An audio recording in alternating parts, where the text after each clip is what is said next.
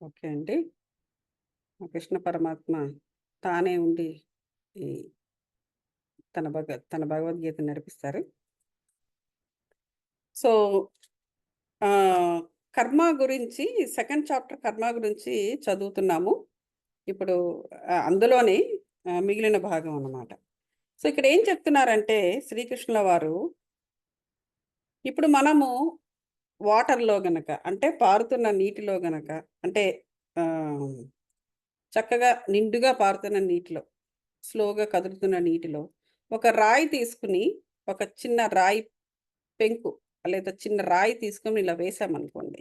వేస్తే ఆ పెబుల్ అనేది వేసినప్పుడు ఏమవుతుంది? అక్కడ ఒక చిన్న రిపుల్ లాంటిది ఏర్పడుతుంది. రైట్? దాని చుట్టూ కూడా ఒక చిన్న రాయి పడిన చోట ఆ నీటి యొక్క తరంగాలు అలా రౌండ్ రౌండ్‌గా ఏర్పడతాయి. సో, పైన సర్ఫేస్ పైన ఏర్పడిన ఆ తరంగాలు అది it is not just on the surface. ఆ రాయి ఎంత దూరము లోపలికి కిందకి వెళుతూ ఉంటుందో, అంత పొడవునా కూడా ఆ రిపుల్ అనేది లోపలికి ప్రవేశిస్తుంది.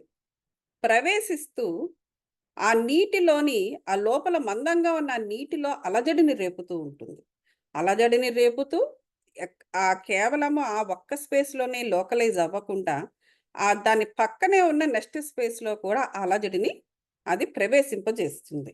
రైట్?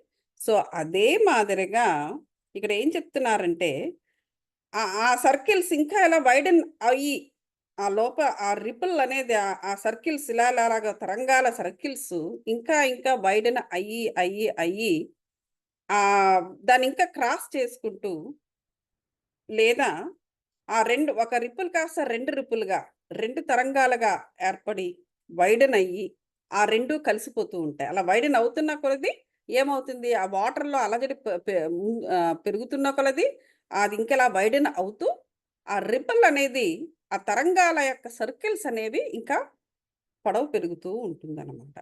సో, అది ఇక్కడ చెబుతున్నారు. సో, ఒకదానితో ఒకటి కలిసిపోయి చాలా పెద్ద వెడల్పాటి తరంగాలు కూడా ఏర్పడుతూ ఉంటుంది. సో, అదే విధంగా ఏం చెప్తున్నారంటే, మన థాట్స్ కూడా అలాంటిదే అని చెప్తున్నారిక్కడ. అంటే ఇక్కడ మనం కర్మ గురించి మాట్లాడుకుంటున్నాం రైట్?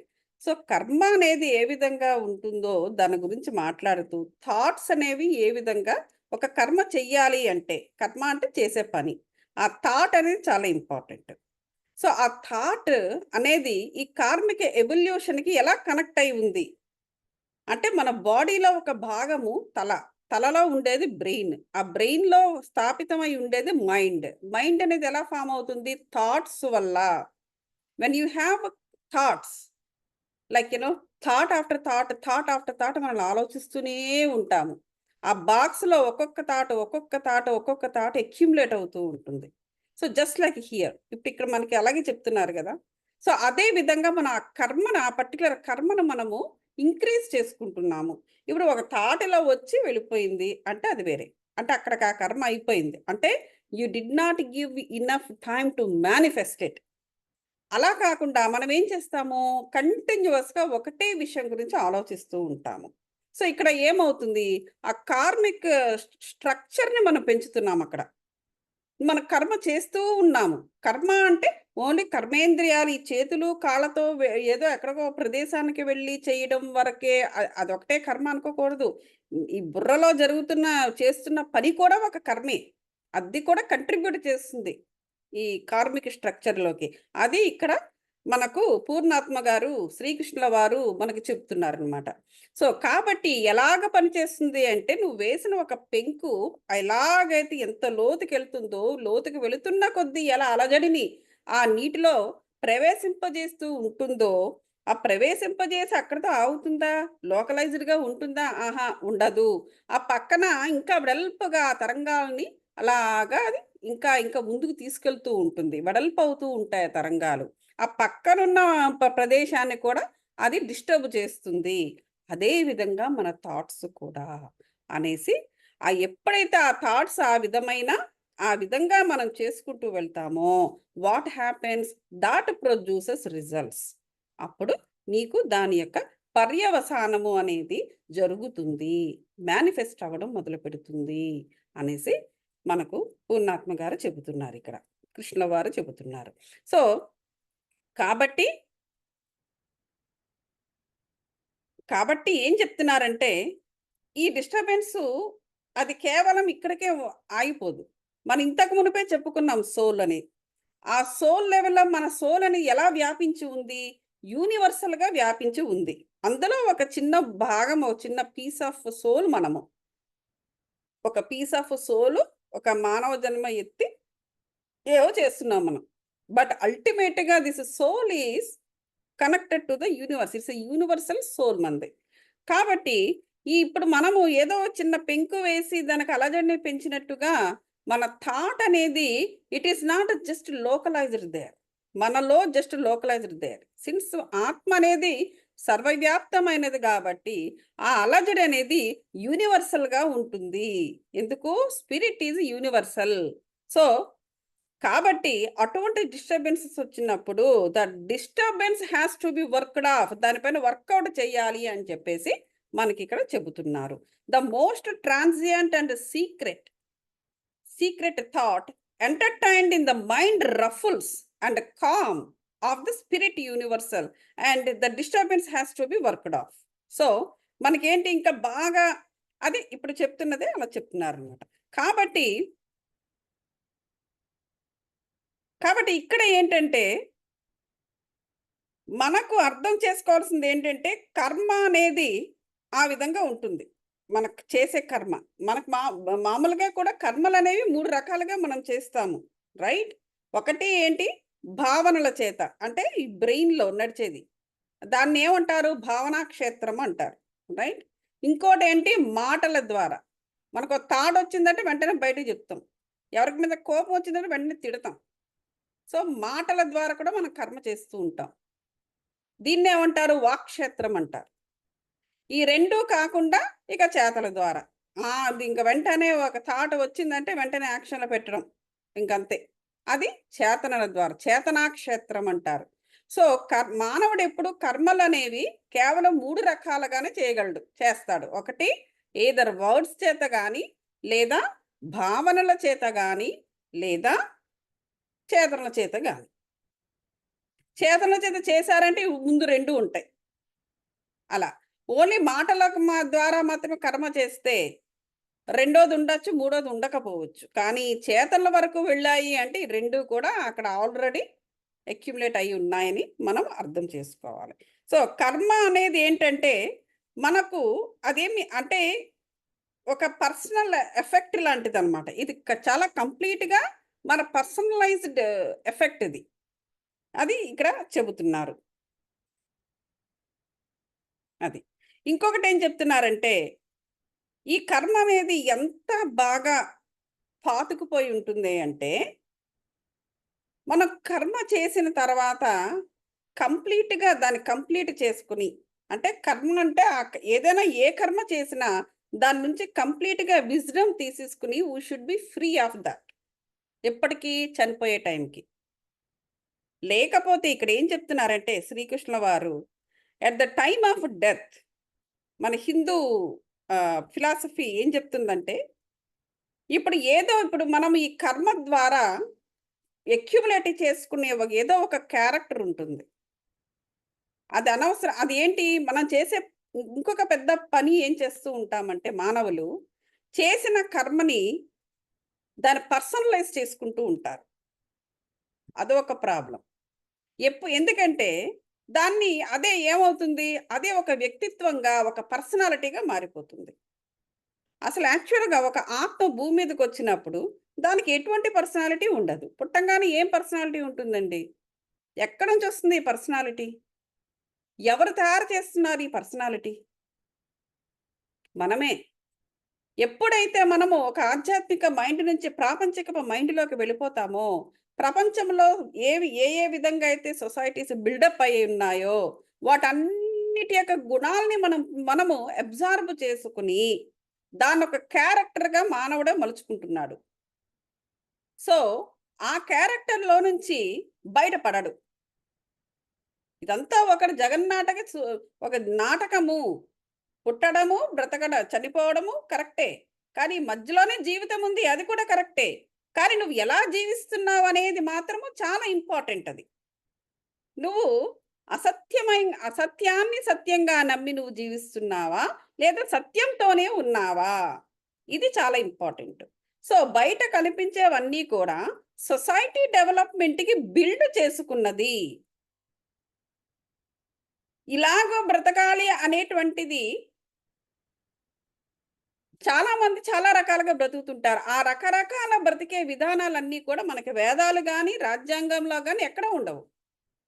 కానీ నచ్చిన తీరులో డెమోక్రటిక్‌గా బ్రతకడం అనేది ఒక స్వేచ్ఛకు సంబంధించిన విషయము. స్వేచ్ఛ అనేది కేవలము అది ఒక శారీరకంగానే కాదు. మనకు అన్ని రకాలుగా స్వేచ్ఛ కావాలి. సో, మనకి మానసిక పరమైన స్వేచ్ఛ, శారీరక పరమైన స్వేచ్ఛ వరకే మనము ప్రాపంచికంగా మనము కట్టుబడి ఉండడం అనేది జరుగుతుంది. మరి వాట్ అబౌట్ ఆత్మపరమైన స్వేచ్ఛ సంగతి ఏమిటి? ఇది you never learn outside. You will learn this only when you make space yourself inside of you. ఎప్పుడైతే నువ్వు లోపలికొచ్చి బయటే 24 గంటలు ఉండిపోకుండా లోపలికొచ్చి నీకంటూ ఒక స్పేస్ ఎప్పుడైతే ఏర్పాటు చేసుకున్నావో స్పిరిచువల్‌గా, అప్పుడే నీకు ఆ స్వేచ్ఛ కూడా లభిస్తుంది. ఎప్పుడూ బయట ఉంటే దాని గురించే. లోపల ఉండే స్వేచ్ఛ గురించి మనకు కనీసం ఆలోచించడానికి కూడా అవకాశం అనేది ఉండదు. అప్పుడు చనిపోయినప్పుడు ఏం జరుగుతుంది? అది చెప్తున్నారీయన. At the time of death ఏం జరుగుతుంది? నువ్వెప్పుడూ బయటే ఉన్నప్పుడు, నీ యొక్క క్యారెక్టరు బయట ఉన్న ప్రపంచము నీ వ్యక్తిత్వాన్నది డెవలప్ చేసినప్పుడు, ఆ పర్టిక్యులర్ క్యారెక్టరు నీకు చనిపోయినప్పుడు అడ్డమొస్తుంది. చెప్తున్నారు. Whatever character has been hammered out by the thoughts and deeds and repentances of the life, that is closer continues to attach itself as the initial start of a character for the soul in its next journey. So, A character అయితే నువ్వు build చేసుకున్నావో ఆ character లేదా ఆ deed, ఆ అవసరము, వాటి వల్ల వచ్చే అవస్థ ఏదైనా అనుకో, లేదా ఏదో ఒక పశ్చాత్తాపము, అది గనక డెత్ టైంలో గనక తలుపు తట్టిందంటే ఇంకా ఆ టైంలో దాంట్లో నుంచి బయటపడడం అనేది జరగదు. అప్పుడు మరి ఏం జరుగుతుందంట? You continues to attach itself. నువ్వు దానికే అటాచ్ అయిపోయి అలా వెళ్ళిపోతావు. అలా వెళ్ళిపోయి అదే అక్కడ ఇనీషియల్ క్యారెక్టర్ అవుతదట నెక్స్ట్ లైఫ్‌లో. నువ్విక్కడ దేంతో అయితే నువ్వు పోయావో, అనవసరమైన విషయాలతో, అనవసరమైన వాటితో, నువ్వు అనవసరమైన విషయాలనక్కడ డెవలప్ చేసుకొని ప్రాపంచికంగా దానికి నువ్వు బందీ అయిపోయావో, ఆ బందికానాయే నీకు ఇనీషియల్ క్యారెక్టర్ అవుతుంది ఇన్ ద నెక్స్ట్ జన్మ అనేసి చెబుతున్నారిక్కడ. సో, కాబట్టి అలాగని చెప్పేసి కర్మ అనేది అది భయంకరమైనది కాదు. కర్మ అనేది కొన్ని విషయాలకి కొన్ని క్రైటీరియా, కొన్ని విషయాలకి ఉంది. ఆ కర్మ అనేది లేకుండా మనకు మానవ జన్మే రాదు ఫస్ట్ ఆఫ్ ఆల్. ఆ కార్మిక ఎవల్యూషన్ జరిగితే తప్ప ఆత్మకి ఎవల్యూషన్ ఉండదు. సో, వాటి కోసం ఈ కర్మ అనే దాన్ని మనం అండర్‌గో అవ్వాలి. కానీ దాన్ని గనక మిస్‌యూజ్ చేస్తే ఇటువంటి ప్రాబ్లమ్ ఉంటుంది అనేసి మనకు శ్రీకృష్ణ వారు చెబుతున్నారిక్కడ. కాబట్టి సో, నీ యొక్క evolution, your evolution, evolution is one's own hands completely అని చెప్తున్నారు. Even death does not interfere with the progress of your effort. చూసారా? So, we shall revert to this aspect of karma in the next chapter. So, ఏం చెప్తున్నారంటే, కాబట్టి నీ యొక్క పరిణామక్రమము, నీ యొక్క ఆత్మ యొక్క పరిణామక్రమం కేవలం నీ చేతిలోనే ఉంది. ఆఖరికి డెత్ కూడా దాన్ని doesn't dare enough to interfere into that. మృత్యువు కూడా అందులో ఇంటర్ఫియర్ కాదట. అది వస్తుంది, ఏదో దాని పని అది చేసుకుని పోతుందే తప్ప, నువ్వు బిల్డప్ చేసుకునే వాటికి దానికి ఏ సంబంధం లేదు అనేసి ఇక్కడ శ్రీకృష్ణ వారు చెప్తున్నారు. ఓకే. అలాగే ఇక్కడ ఏంటి? ఓకే. ఇక్కడ చూడండి. ఇప్పుడు మనం చాలా మటికి కన్‌ఫ్యూజ్ అవుతూ ఉంటాం హెరిడిటరీ క్యారెక్టర్స్‌తో. రైట్? మనము ఎవరికో పుడతాము, వారి క్యారెక్టర్స్, వారి రూపాలొస్తాయి. లేకపోతే ఆ వంశంలో ఇంకెవరెవరో ఉంటారు. వాళ్ళెవరో కూడా మనకు తెలీదు. ఏదో తాతలు, ముత్తాతలు ఇంక వాళ్ళు. సో, ఎవరైనా పాత వాళ్ళెవరైనా బ్రతికి ఉంటే వాళ్ళు జెప్తారు. ఓహ్! వీడు ఇట్లా ఉన్నాడు వీడు. అల్లగడ వాడు కూడా అలాగే ఉండేవాడు. సో, వాడి బుద్ధి వీడికొచ్చేసిందంటారు. అలా చెప్పుకోవడమే తప్ప, మనకు పర్సనల్‌గా వాళ్ళెవరెవరితోనూ మనకు ఏ టచ్చు ఉండదు భూమి మీద. రైట్? అయితే మరి అవన్నీ ఏమిటి? దానికి, కర్మకి ఏమైనా సంబంధం ఉందా? అని ఇక్కడ మాట్లాడుతున్నాం. ఈ ఫిజికల్ క్యారెక్టరిస్టిక్స్ అనేవి, ఈ మెంటల్ ట్రైట్స్ అనేవి ఇప్పుడు పేరెంట్స్ నుంచి చిల్డ్రన్‌కి లేపోతే ఇంకా గ్రాండ్ పేరెంట్స్ చిల్డ్రన్‌కి ఇలా జరుగుతూ ఉంటుంది. అయితే ఇది లా ఆఫ్ కర్మని ఫాలో అవ్వదు అని చెప్తున్నారిక్కడ. So, this doesn't explain what is sought to be explained by the law of karma. ఇప్పుడు బాడీ అనేదేంటి? మనకొచ్చిన ఈ బాడీ అనేది ఈ హెరిడిటరీ క్రమాన్ని ఫాలో అవుతుంది. ఇంట్లో అందరూ పొట్టిగా ఉంటే వాళ్ళు ఇంకో పొట్టిగా పుట్టడము. ఇట్లా ఇవన్నీ కూడా ఆ హెరిడిటరీ క్రమాన్ని ఫాలో అవుతుంది. జీన్స్ అవన్నీ కూడా. కానీ సోల్స్ కాదు. చూసారా ఇక్కడ క్లియర్‌గా ఇచ్చేసారు. So, bodies are shaped by heredity but not souls. Okay. మరి మీరు ఈ సోల్ అనేది ఎట్లా మరి ఫిట్ అవ్వాలి అంటే, the soul has no father or no mother. తల్లిదండ్రులు ఏం లేదు సోల్‌కి. రైట్? కానీ నీ బాడీకుంటుంది. నీ బాడీకో నీ బాడీని ఎవరో కంటారు. వాళ్ళు తల్లిదండ్రులు అనేవారు నీ బాడీకుంటుంది. సోల్‌కి ఎవరు ఉండరు. సో, సోల్ అనేది ఎప్పుడు కూడా సెల్ఫ్ ఎగ్జిస్టెంట్. అయితే ఏ సోల్ అయినా సరే నువ్వు ఎటువంటి నిర్మాణమున్న అమరిక ఉన్న బాడీలోనైనా సరే ఈ సోల్ ఫిట్ అవ్వాలి. ఇది ఎలా ఫిట్ అవుతుంది? ఎలా ఫిట్ అవ్వాలి? ఎలా ఫిట్ అవ్వాలి? ఈ సోల్ ఏదో ఒక పని చేయాలనుకుంటుంది. భూమి మీదకొచ్చిన తర్వాత సోల్ ప్లాన్. ఆ ఫంక్షన్స్‌కి సరిపడేలాంటి అమరిక, నిర్మాణము ఈ బాడీకుండాలి. బాడీకుంటే ఫిట్ అవుతుంది. అది ఇక్కడ చెప్తున్నారు. So, bodies are only the tenements provided for the souls. కేవలము ఇదొక అద్దిల్లు లాంటిదనమాట. అందులో ఉంటాది, వస్తుంది, ఉంటుంది ఆ సోలు. అంతే. Even as engineers May build in similar or varying types of for the citizens to choose. Okay. అందులో ఇప్పుడు ఇట్లా బిల్డింగ్ రియల్ ఎస్టేట్ చేస్తుంటారు కదా! మనం ఎలా ఇల్లు ఇలా కావాలంటే అలా కావాలండి అని చెప్తూ ఉంటే, సో, అలాగా ప్రిపేర్ అవుతుంది ఈ బాడీ అనేది. ఆ సోల్‌కి కావాల్సిన విధంగా, అది పనులు చేయడానికి కావాల్సిన విధంగా. So, a house may be improved or even damaged by the occupant. అది. So, the next person who comes into the tenements does so because it suits his own condition. ఇక్కడేంటంటే ఇక్కడ ఇక్కడ చూడండి ఎలా చెప్తున్నారో. సో, ఇక్కడ ఈ బాడీ అనేది కొడుకు. ఓకే. సోల్ అనేది తండ్రి.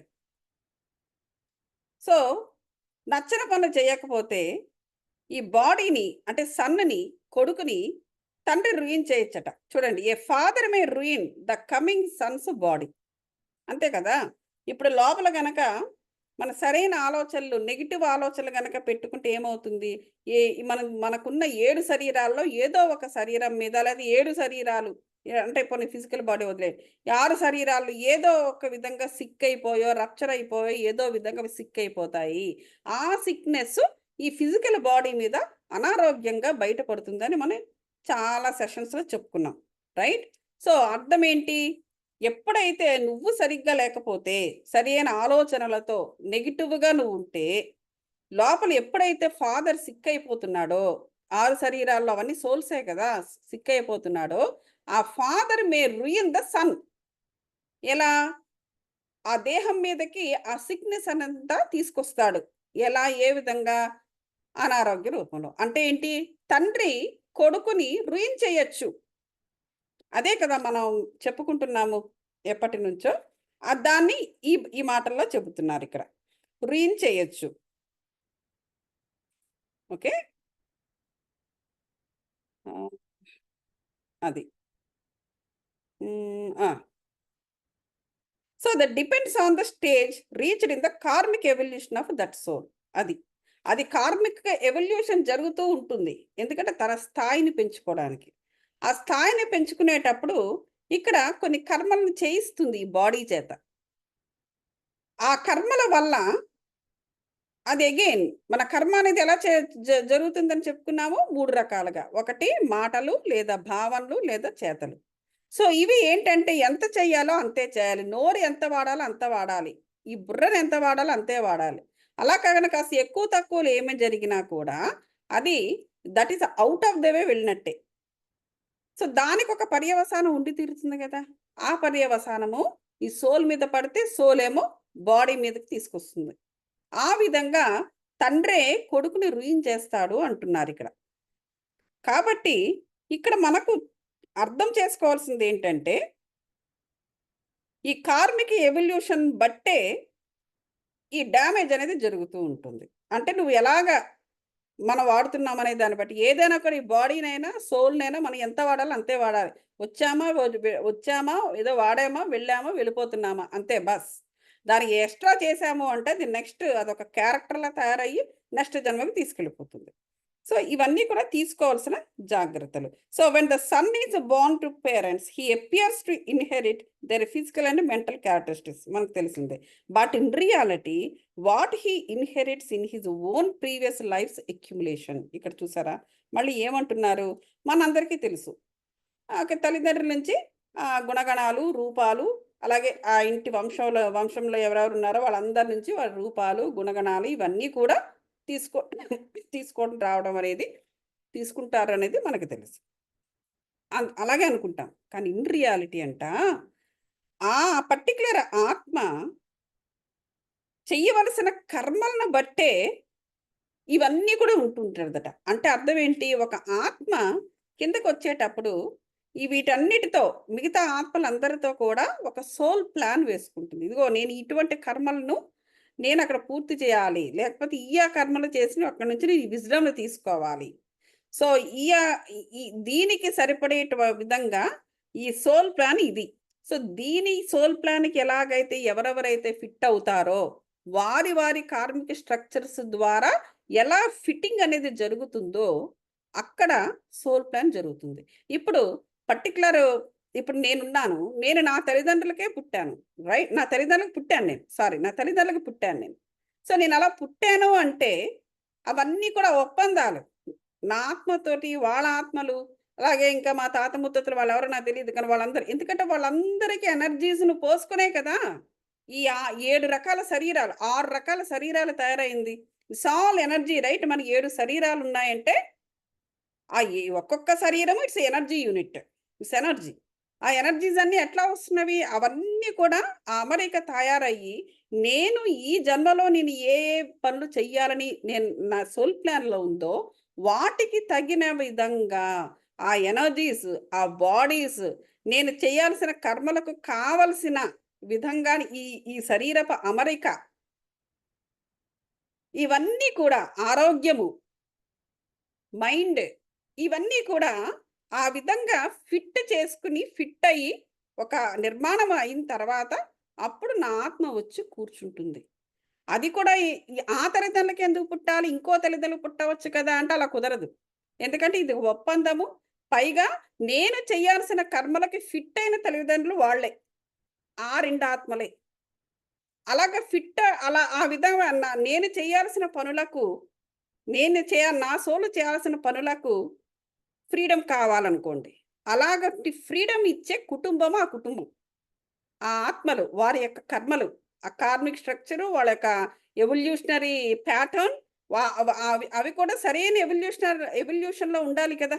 వారి ఆత్మలు ఇంకెవరో తాత ముత్తాతలు వగైరా, వగైరా ఇప్పుడు నేను చేసే పనుల్లో వాళ్ళ ఇంటర్ఫియరెన్స్ ఉండకూడదు గదా! రైట్? ఉండాలి. ఉండేవి కొన్నుంటాయి. ఉండకూడదని కొన్నుంటాయి.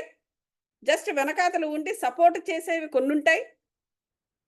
ఎన్నో ఉంటాయి. మన లైఫ్‌లోని ఎన్నో రకాలుగా ప్రతి ఒక్క మన లైఫ్‌లో నడిచే ప్రతి ఒక్క నడత, పని, ప్రతి ఒక్క దానికి కూడా ఇవన్నీ కూడా కనెక్ట్ అయ్యి ఉంటాయి. ఇవన్నీ కూడా కనెక్ట్ అయ్యి ఉంటాయి. సో, మనకే గనక ఆ చిన్న ఫ్రీడమ్ అయినా రాకపోతే ఫ్యామిలీస్ నుంచి, మనం చేయాల్సిన పని మనం చేయలేం. అటువంటి ఫ్యామిలీస్‌లో కాకుండా వేరే టైప్ ఆఫ్ ఫ్యామిలీస్‌లో అంటే వేరే టైప్ ఆఫ్ ఆత్మల యొక్క సముదాయంలో మనం పుట్టామనుకోండి. అవి ఎప్పుడో మనకసలు మనం ముందుకెళ్ళలేం. ఎందుకంటే అవి ఒక రకంగా ఒక స్ట్రక్చర్ ఫార్మ్ అయినవి. అందులోకి యూ ఆర్ సంబాడీ నువ్వు కంప్లీట్‌గా బై యాక్సిడెంట్ నువ్వు అక్కడ ఆ సముదాయంలో ఉండాల్సిన ఆత్మవు తీరా ఆల్మోస్ట్ నువ్వు భూమి దగ్గరకి వచ్చిన తర్వాత ఈడ దగ్గర బదులు అందులోకెళ్ళిపోయావనుకో. So, you cannot do anything. ఈ ప్రాబ్లమ్స్ కూడా ఉంటాయి. కొన్ని కొన్ని సందర్భాల్లో కొన్ని ఫ్యామిలీస్‌లో మనం చూస్తాం. వాళ్ళందరూ కుటుంబంలో ఒకళ్ళందరూ ఒకలా ఉంటారు. వీడొక్కడే డిఫరెంట్‌గా ఉంటాడు. సో, ఇట్లాంటివి కూడా జరుగుతూ ఉంటాయి. సో, దానికి అర్థం ఏంటంటే he is supposed to be in that tape recorder. He is a tape supposed to be in that tape recorder. But by mistake కాదు. అట్లా ఒక్కోసారి జరుగుతూ ఉంటాయి నేచర్‌లో. అందులో ప్లే అవ్వాల్సిన టేప్ రికార్డరు గబుక్కున ఇందులోకొచ్చాడనమాట. సో, అటువంటప్పుడు ఈ ఆత్మ చాలా ఇండిపెండెంట్‌గా ఎదగాల్సొస్తదే తప్ప, బ మిగతా వాళ్ళ నుంచి ఎటువంటి సహాయము గాని, ఎటువంటి కనెక్టివిటీ గాని ఉండదు. ఎందుకంటే వాళ్ళ సోల్ ప్లాన్స్ అన్ని డిఫరెంట్‌గా ఉన్నాయి. వీడేదో బై మిస్టేక్ ఇక్కడికొచ్చాడు. సో, ఇలాంటివి కూడా జరుగుతూ ఉంటాయి. సో, అది ఇక్కడ మనము అర్థం చేసుకోవాలి. కాబట్టి ఈ బాడీ అనేది మనకు ఎందుకు అమరిక దేనికోసము అంటే, ఈ సోల్ యొక్క పనులు చేసి పెట్టడం కోసము. అది ఇక్కడ చెబుతున్నారు. కాబట్టి the law of heredity does not dispense with or interfere with the operation of law of karma. ఈ లా ఆఫ్ కర్మ అనేది కంప్లీట్‌గా సోల్‌కే అటాచ్ అయ్యి ఉంటుంది. సో, దాంట్లోకి ఈ హెరిడిటీ అన్నది ఎప్పుడూ కూడా డిస్పెన్స్ చేయదు. ఎప్పుడు కూడా ఇంటర్ఫియర్ కాదు. ఓకే. కానీ ఇంటర్ఫియర్ కాదు గానీ, ఫాలో అవుతూ ఉంటుంది. సోల్ ఎలా చెబితే అలాగా. అది ఇక్కడ మనం అర్థం చేసుకోవాల్సింది. సో, కంప్లీట్‌గా అసలు లోపల సోల్‌తో ఏ సంబంధం లేదు. ఇదంతా కూడా కేవలము తల్లిదండ్రుల నుంచి వస్తున్నది అని అక్కడే మనం ఆగిపోకూడదు. ఇంకొంచెం బియాండ్ వెళ్ళాల్సుంటుంది. అది. ఈ కర్మ అనేది ఏ విధంగా ఉద్భవం అవుతుంది? అసలు ఎందుకు మనిషి జీవితం ఆ కర్మ చుట్టూ తిరుగుతుంది అంటే, మనం తిరగటం లేదు. ఈ బాడీ తిరగటం లేదు. మన సోలే దాంతో తిరుగుతోంది. ఆ కర్మ యొక్క ఎవల్యూషన్, ఆ కార్మిక్ ఎవల్యూషనే లేకపోతే దీనికి ఇక్కడ ఎదుగుదల లేదు. ఇది ఎదగడానికి ఆ కార్మిక్ ఎవల్యూషను ప్లస్ ఆ సోల్ ఎవల్యూషన్ ఉంది. ఆ సోల్ ఎవల్యూషన్ కోసం ఈ బాడీని అది వాడుకుంటుంది. అంతే. Very simple to understand. So, అది ఇక్కడ చెబుతున్నారనమాట. ఓకే. సో, తర్వాత గాడ్ అండ్ నేచర్. ఇప్పటి వరకు మనము ఏం చెప్పుకున్నాము? ఈ సోల్‌కి, బాడీకి ఉన్న సంబంధం తెలుసుకున్నాం మనం. ఇప్పుడు ఇప్పుడు దేవుడికి గాడ్ అండ్ నేచర్. గాడ్ అంటే ఎవరు? పూర్ణాత్మ. రైట్? కృష్ణ ఈజ్ ఎ పూర్ణాత్మ. శివ ఈజ్ ఎ పూర్ణాత్మ. రామ ఈజ్ ఎ పూర్ణాత్మ. సో, ఇక్కడ కృష్ణుడు చెబుతున్నాడు. నేను అంటున్నాడు అంటే, నేను అంటే పూర్ణాత్మను అని అర్థము. పూర్ణాత్మ చెబుతోంది. మిగతా అంశాత్మలకి ఇక్కడ. అలా తీసుకోవాలి. సో, ఇక్కడ నేచరు ఈ పూర్ణాత్మకున్న సంబంధాన్ని తెలియపరుస్తుంది ఈ చాప్టర్. ఇది మళ్ళీ మనం రేపు తెలుసుకుందాం. హాఫ్ అన్ అవర్ అయిపోయింది మనకి. ఓకేనా? We will stick to the time. దీనిపైన మీకు ఏదైనా క్వెషన్స్ ఉంటే నన్ను అడగవచ్చు.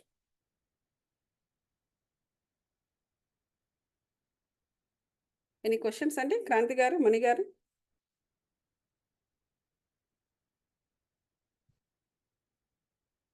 ఉన్నారా? ఉన్నామండి. Okay. No questions? No questions అండి. Very good. క్లియర్ అయింది. అర్థమైంది. నేను ఫస్ట్ మిమ్మల్ని కొంచెం చెప్పాను కదా! సో, దానికి దీనికి లింక్ అయిపోయింది. ఓకే. యాహ్! Very good. అవునండి. అదే correct. Mani garu? Yeah! So, if no questions then మనము మళ్ళీ రేపు కలుద్దాం ఇదే టైంకి. I will put this recording. Okay.